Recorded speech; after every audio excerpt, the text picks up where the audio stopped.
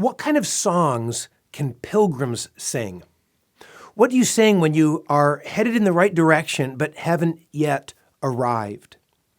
The 15 songs labeled a Song of Ascents, Psalms 120 to 132, help answer that question. These psalms were probably first sung by Jewish pilgrims traveling to Jerusalem for the three main religious feasts. No matter where the pilgrim started from, he would be ascending on his way to Jerusalem, Israel's highest city. But these songs have abiding value for modern pilgrims too. Eugene Peterson writes this: they are songs of transition, brief hymns that provide courage, support, and inner direction for getting to where God is leading us in Jesus Christ. And Psalm 120 sets the tone. The writer has been living in the wrong place for too long. He mentions Meshech and Kedar, two regions 1,200 miles from each other, and neither in the Promised Land.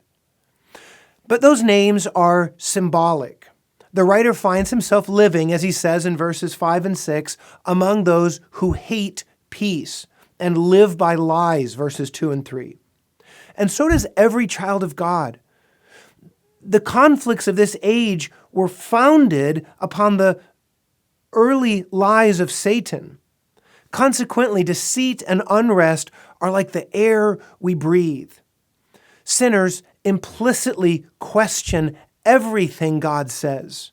And fueled by their native hostility toward God, they're always posed for war, easily angered, quickly provoked, ready to strike, as the conflicts of every age easily demonstrate.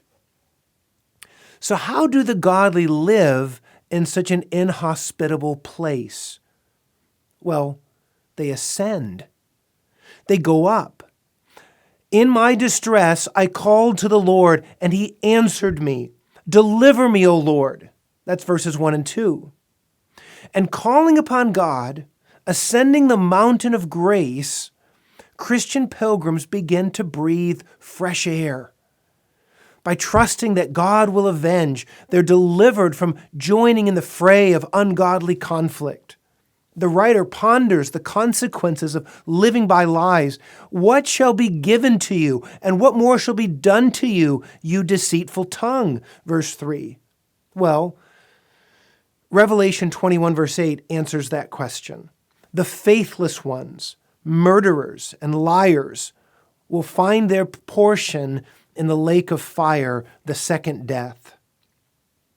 By contrast, by determined repentance and faith, God's beloved, as Peter calls them in 1 Peter 2:11, sojourners and exiles are beginning to make their way from the lobby of hell to the glorious city of God, and do so ascending in the train of the one who first descended to hell, so that he might bring us back to the new Jerusalem. Be encouraged to go up by these words from Psalm 120.